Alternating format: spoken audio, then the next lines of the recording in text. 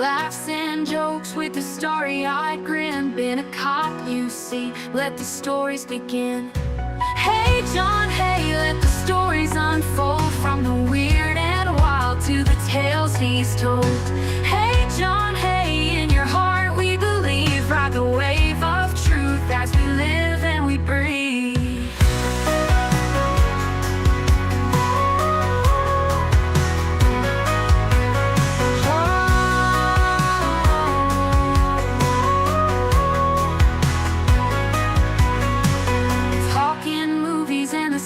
Unseen, cracking jokes like a comedy machine. Some conspiracy in the mix for sure. With John's narration, who could ask for more?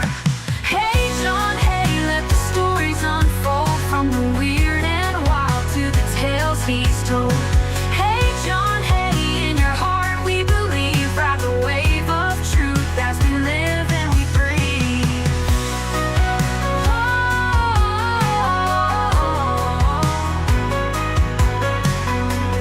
From the force told with such flair. From chasing bad guys to the big screen glare. Dive into mysteries, laugh till you cry. John's wild ride, always aiming high. Hey John, hey, let the stories unfold. From the weird and wild to the tales he's told. Hey John, hey, in your heart we believe. Ride the wave of truth as we live.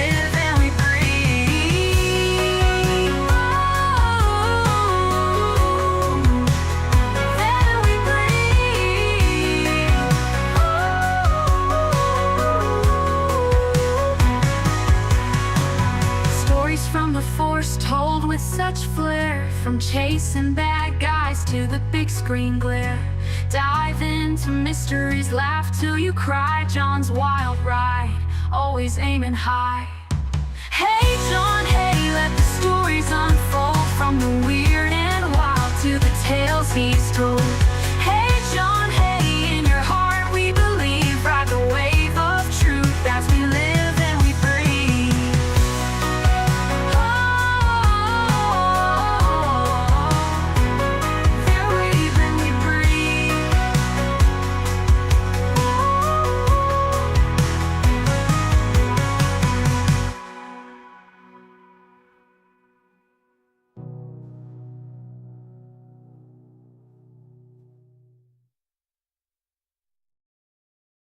Hi there. How we doing? Yeah, unmuted. You should be able to hear me. If you can't, let me know. Yeah, I thought I'd do a little one tonight on a Sunday, just to keep us going, just to keep us ticking along. I'm gonna go a bit pre-biblical, preposterous, some would say. But anyway, yeah. So if you've got strong religious beliefs, this maybe isn't the show for you, because I may be questioning your God. I always have a mischievous face, Shalini. Why do I have a mischievous face? So yeah, I was doing a bit of well, I'm always doing a bit of research, aren't I? So I was doing a bit of research yesterday because the bikers were in last night, so I couldn't do anything else. So I had my noise cancelling headphones on, listening to stuff, and I was looking into the myth of Prometheus and what happened, the Greek mythology, that kind of thing, because it's all very interesting. Well, I think it's very interesting. It's pretty good. And then of course there were the Romans after it, and then the Christians came along. And the thing you've got to, I mean, one of the things that I'm pondering at the moment is there wasn't a God before there was a God. And that might sound like a stupid statement, but if you think about it, there was no one God in any of the religions until Christianity. Yeah, I think that's pretty much true. There was no one God. There was a king of gods and Zeus, but even he wasn't a supreme being. So It's quite interesting because if you think about it, then God's only existed for the last 2,400 years or whatever. Another bank holiday, is it? What, tomorrow? Good grief. That's lovely. So yeah, so and if you think that humans have existed for 200,000 years, more or less, right? We kind of modern day humans appeared 200,000 years ago, just kind of out of anywhere. And where was God? Why did he leave it for 198,000 years before he suddenly appears or comes to, what's his name, Moses, on the Mount Sinai, and gives him the tablets? Why take so long to appear? Why wasn't God around from the beginning? Interesting, you may say. And then when you look at the Greek myths, and part of looking at the Greek stuff was because I was digging into philosophy as well. And actually, it was something that I remembered from my school days because in fifth and sixth year I took philosophy as a class, and I don't think there wasn't any exams on it. It was just like a filler class because you had to do so many subjects, but some of them or you could only have so many free periods a week, and you had to do something for the ones that when you were mooching around doing nothing. So instead of doing PE or something like that, I would go to the philosophy class, which wasn't examined, but really got you thinking, and I think that was quite a good thing. And I mean, how else is a 16-year-old ever going to pick up Plato's Republic and start reading it, that kind of thing? So yeah, I think it was a good choice in retrospect. So I quite enjoyed it, and obviously the Greeks started off this kind of philosophy trend with Socrates or Socrates, as Bill and Ted say, but Socrates and then Plato and I can't remember them all now because there's quite a few, but yeah. But I was looking at Prometheus in particular because Prometheus, and this ties back to who was the first rebel.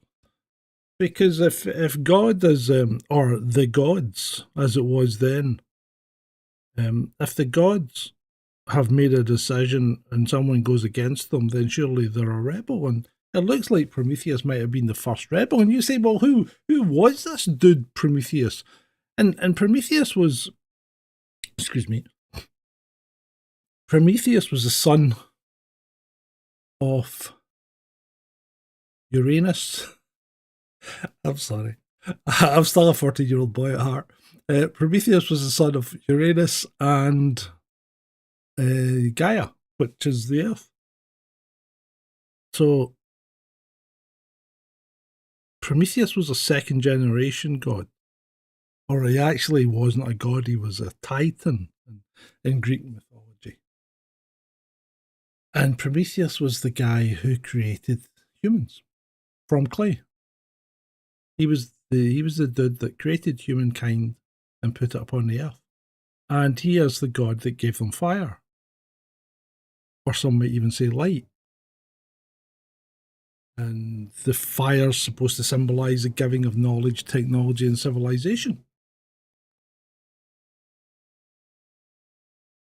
He wasn't supposed to do that. He wasn't supposed to give them fire because Zeus, who actually is a third generation god, so he wasn't.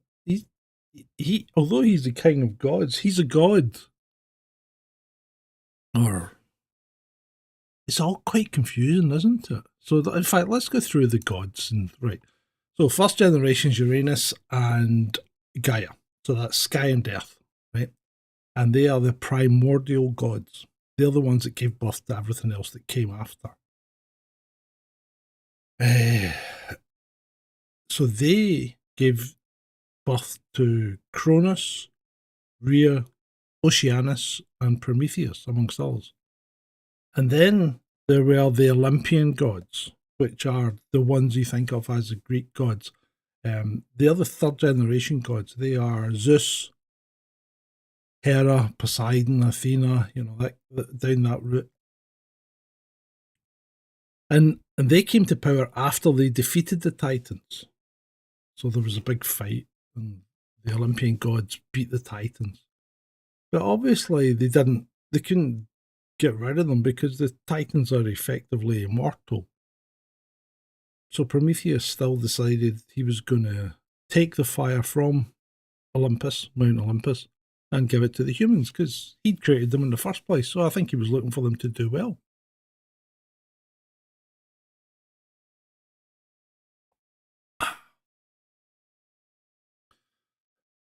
So just didn't like that and decided he was going to punish mankind by wiping them out effectively. So he was going to send a flood to wipe out all of mankind because Prometheus had angered him and he really didn't see the advantage in having mankind anyway. But Prometheus sent his son, who was Deucalion. He sent his son to warn them of the incoming flood. Let me just check my facts here. I'm pretty sure they sent his son. Deucalion was a son of Prometheus and So when Zeus decided to destroy humanity with a flood, Deucalion and his wife Pyrrha were told by Prometheus. So they built an ark and survived the deluge, which wiped out everyone else. Now, that deluge lasted for 9 days and nights. And after the floodwaters receded, Deucalion and Pyrrha landed on Mount Parnassus. And to repopulate the earth, they were instructed by the oracle to throw the bones of their mother, which they took to be stones, because ultimately Gaia, being the earth, was their mother. And thus repopulated the human race. Now, you may be picking up that some of these myths here are very similar to Bible stories, aren't they? God sending a flood. Noah and his ark, Deucalion and his ark. So it seems basically that the Greek mythology has just been kind of transposed into the Bible and modernized for the times that they were in. So really, Prometheus was the first rebel. And Prometheus was the giver of fire to the human race. And then you think about the Christian Bible and the fallen angel Lucifer. And Lucifer means bringer of light. So I think really Prometheus is Lucifer, or Lucifer is Prometheus. And really it all ties in. So you've got a Greek mythology that effectively spells out what the Bible's going to tell you, a good many thousand years later. Quite interesting from that point of view.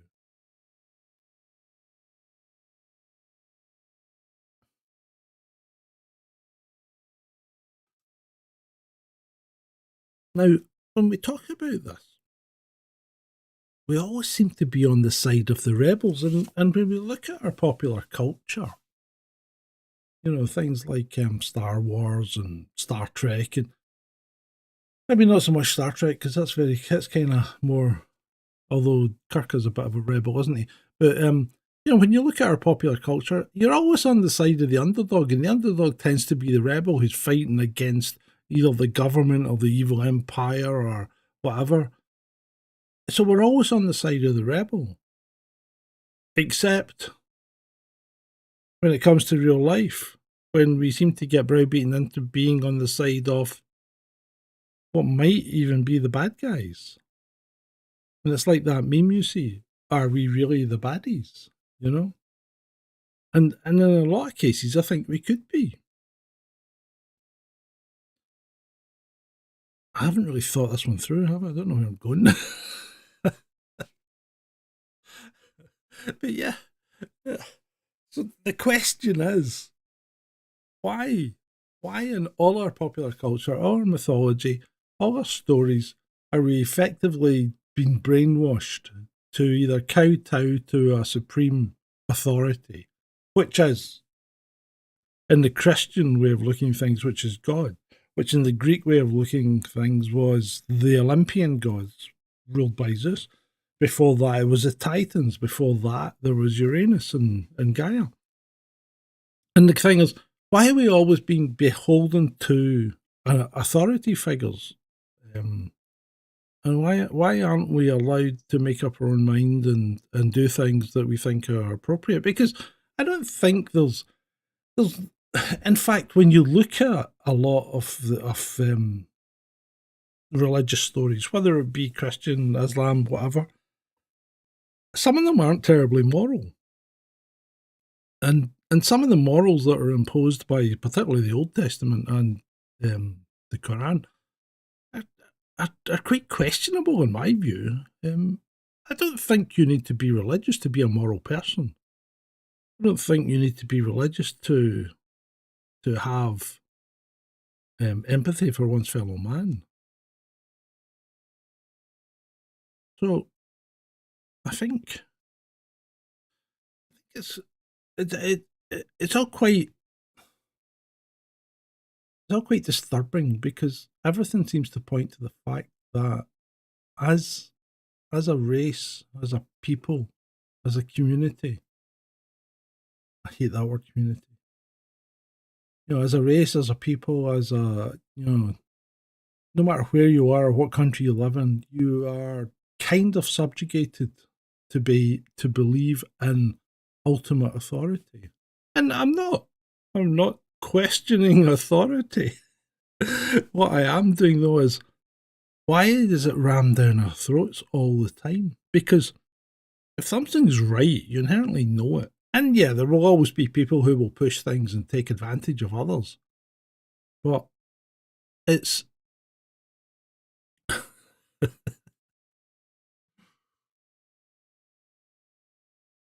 now I was just laughing at what Joy said in the chat there. And yeah, I think the recent attack, and I say attack by the British government on what appears to be, and I don't mean the people that have committed crimes. What I mean is the recent attack on the British people verbally by, you know, government departments like the Home Office, who are giving it very extreme propaganda. For, you know, if you look at what they're saying to people who have seen no trouble, I have seen no trouble. I've been out in the streets, I've walked around, I've never seen any issues up here. I've not seen any trouble, and yet that Home Office message goes out to everyone, right? And it's quite disturbing. It's quite horrible that a government department should be trying to propagandize the people to such an extent. It's like trying to strike fear into them. In fact, it might even be close to being illegal. And in some cases, I think they did overstep the mark, because they described people who had not yet been to court as criminals. And that does away with the presumption of innocence until proven guilty. So if you've been arrested for a crime, or if you've been arrested for a suspected crime, and you've not been to court, you've not had the chance to either admit the crime or deny the crime, therefore you are in a state of presumed innocence until that's been to court and a determination has been made. And that determination may be you just basically saying, yeah, I did it, and lock me up and throw away the key. But But until you've done that, you can't call people criminals, and the Home Office are doing that, and that's wrong. That's regardless of what kind of evidence they've got. There may be other evidence that refutes the evidence that they think they have. So you can't call people criminals and thugs and whatever until they've been to court. I think the Home Office is quite out of order here, and I think it's terrifying people. And I think you can see that because people on Twitter have either left or closed doors or locked accounts or stopped tweeting or whatever, and you can see that the people are scared. And there should be no need to be scared of your government. Your government should be scared of you because ultimately your government's supposed to work for you. But we all know that as a fallacy. It really is, isn't it? I mean, you don't really have any determination of what the government does and what the government says because, I would imagine that the majority of people in this country don't want to be involved in wars. I don't want to be involved in wars where we have no direct conflict in it. And yet we are. The question is why? Because if the people don't want that, why is the government doing it? Because they think it's right, but it's not up to them. But they take it upon themselves to do that. So if you think you live in a democracy and you've got a say of what goes on in this country, I think you're very much mistaken. I don't think there is a country that's a democracy. Nobody's a democracy. The closest probably is Switzerland with its direct democracy. But even then, it's only partial because it only puts some of its questions to referenda to the public, and it kind of saves them up, so they only do it once or twice a year or whatever. So I don't think there is a country in this world that is actually asking the people what we should and shouldn't do, and why not? Because in this day and age, it's a trivial matter to give everyone a vote. A trivial matter. You talk about ID cards and digital ID and that. You've already got that. You've all got a social security number. You've already got all your details. It's not like, you've got your national health, you've got your CHI number or whatever they call it. You've got your social security number. You've got everything, right? They've got your date of birth, your age, where you stay. You've got your driving license, passport. They've got all the information that they need. So they don't need a digital ID. If they wanted to put a digital ID in place, it would merely be just as another check and balance on the information that they already hold because they've got everything they need.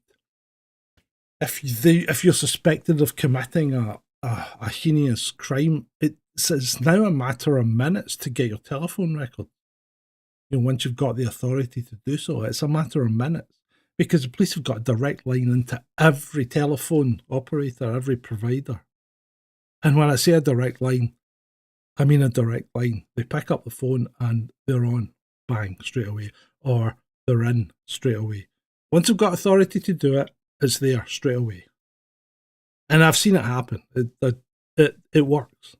They have everything they need at the touch of a button. We live in a surveillance state, and there's no way of getting around that. And if you think GCHQ don't monitor all your communications, then you're wrong. You're completely wrong. Everything will be going through. Look what's come out today. Scottish Police have been holding all the pictures from the ANPR system. The number plate recognition thing that's on every car park, every supermarket. And this is a system that cross-references the details with the DVLA and then gives it to a private company so as they can send you a fine for being in Tesco car park for 4 hours instead of 2. How does that work?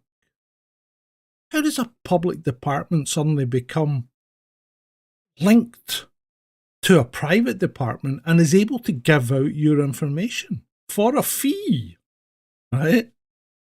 That you don't get. Does that sound right to you? But that's where we are. We're in a surveillance state. And there's no way to avoid that. Is there?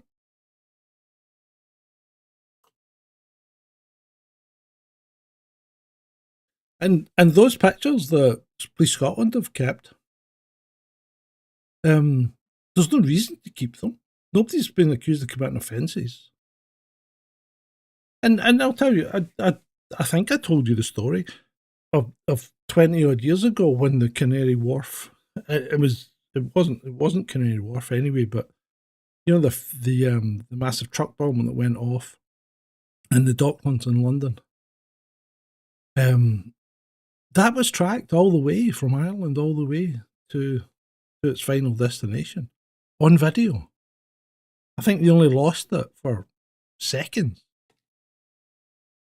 And I can verify that because I saw the information. But yeah, you know, they had that 20 years ago. So what do you think they've got now?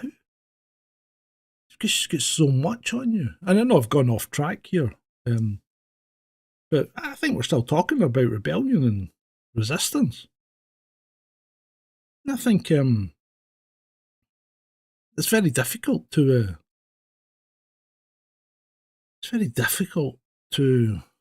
what would you say, not be a part of that system if you don't want to be. It's very difficult not to be.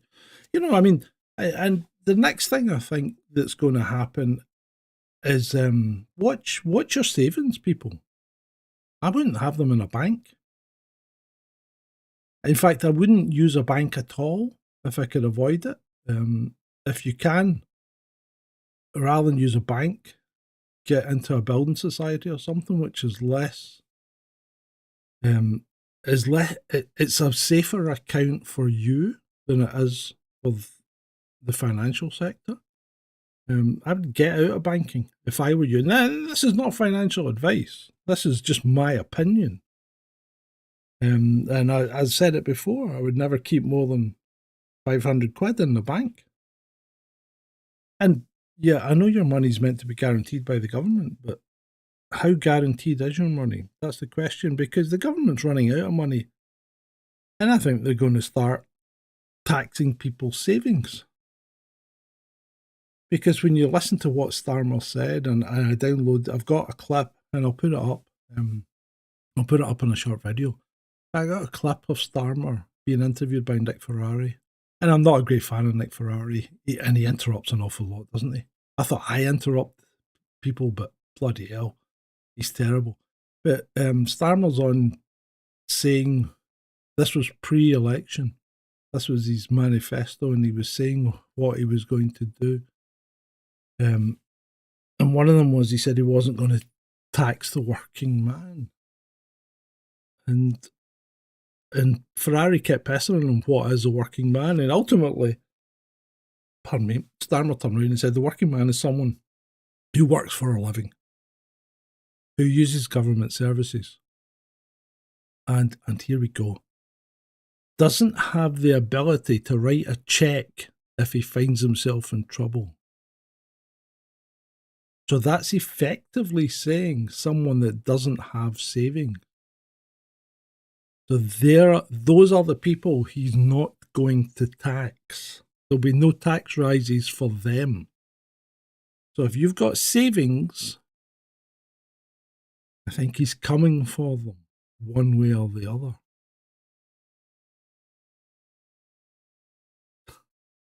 I could be wrong. But our record isn't that bad, is it?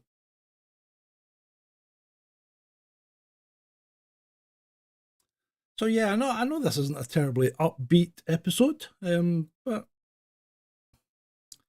well, you say that, Shalini, but lots of people still do write checks, and effectively, a bank transfers a check. You should try going to France. They still have the machines in the supermarket that print your check for you, and then you just sign it. They still got them.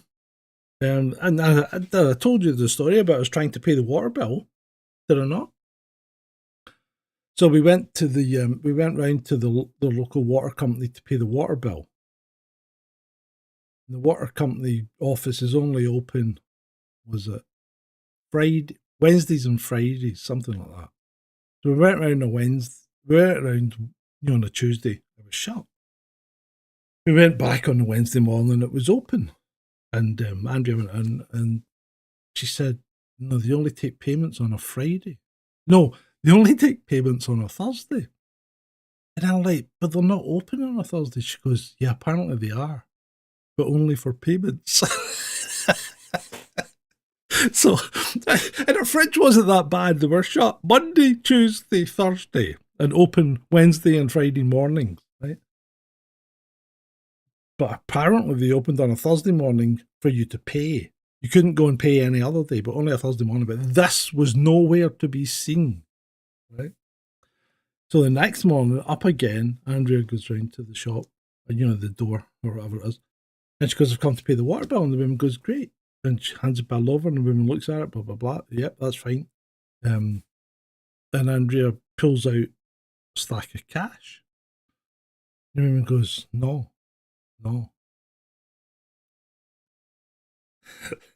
Wouldn't take money. Wouldn't take cash. So Andrea goes, okay, and brought out her bank card. And the woman goes, no. Wouldn't take a debit card or a credit card.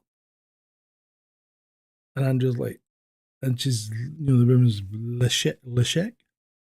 And we're like, Caché, I think it is. And we're like, what? We don't have a checkbook.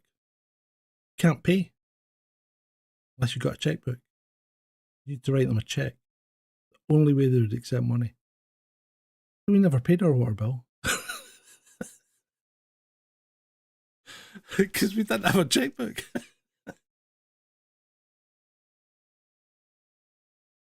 Oh, absolutely crazy. So I watched a movie last night, and I'm going to do a Grumpy Scott review of it. I watched Blazing Saddles, so that's a rewatch, obviously, because that movie was filmed in 1974, and boy, oh boy, things have changed.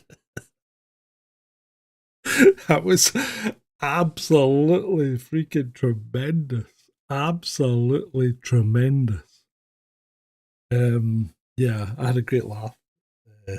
I've forgotten how funny it was and how inappropriate it is. Brilliant. I watched completely uncut, of course.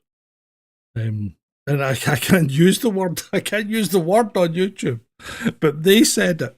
In fact, put it this way: if you had a drinking game and you were drinking every time they said the N word, right? No, it's a comedy. It's not even a western. It's a comedy. Don't you think about it as a western? It's just a scream. Mel Brooks is completely nuts. But yeah, so if you had took a drink every time they used the N word, you would be drunk within, I would say, 30 minutes. They use it that way. It's just casually tossed around by both colours. There is no. I mean, within the first 5 minutes, we'd used the N word 4 times. We'd offended the Chinese. We had left 2 black men stuck in quicksand, but they'd rescued a hand cart from the quicksand and left the guys there. I mean, the whole thing's just ridiculous. It's a scream. But I think I'll do a thing on that. And actually, I was watching a movie tonight. I was watching Total Recall. And this is a first watch for me because I'd not seen this version. This is the Colin Farrell version with Jessica Biel. Jessica Biel and Kate Beckinsale, right? And you watch, I don't know if you've seen the movie, but why they pick 2 girls that look really, really similar? To be the main contenders. There's no reason for that. Sharon Stone didn't look like Melina in the other one, But no, they picked 2 girls that pretty much looked. I thought the first when the intro sequence, I thought it was Kate Beckinsale, and it wasn't. It was Jessica Biel, and I wondered why. I just thought, what the hell's going on here?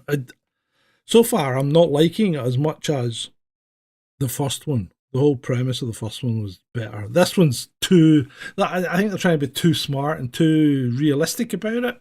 The effects are good, but I liked I like the original better. I think I really do.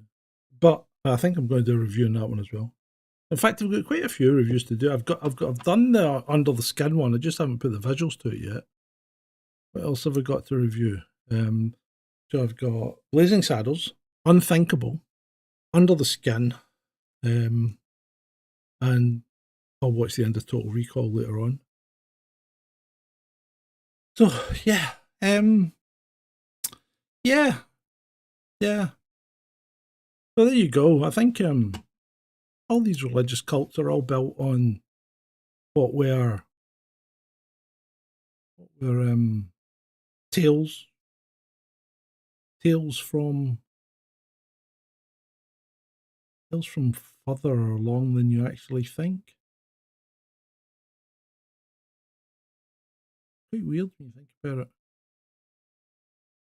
It looks like the human race has been groomed for subjugation for many a year. Many a year. Because you think about it, are we not all subjugated?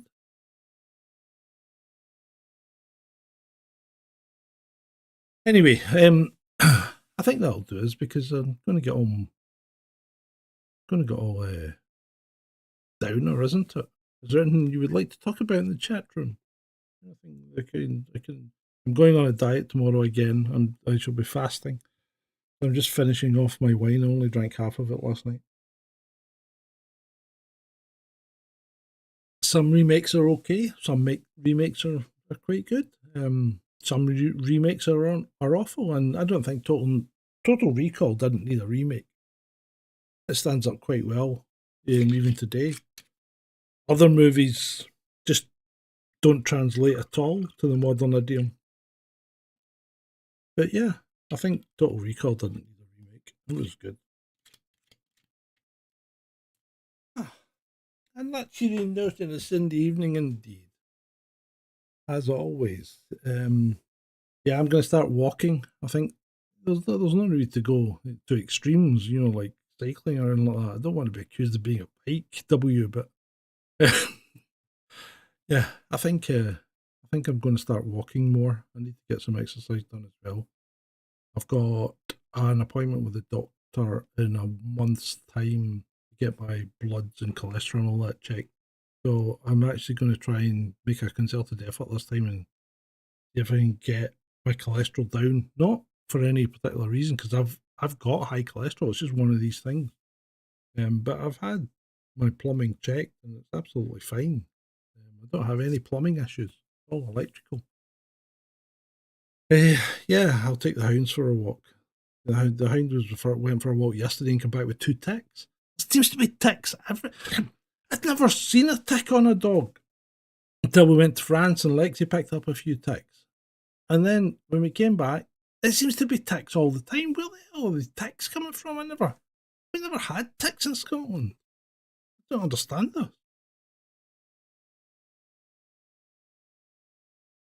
Fake aliens. I think we'll leave that one for maybe during the week. Well, actually, here's the point. Do you think the aliens might not be fake?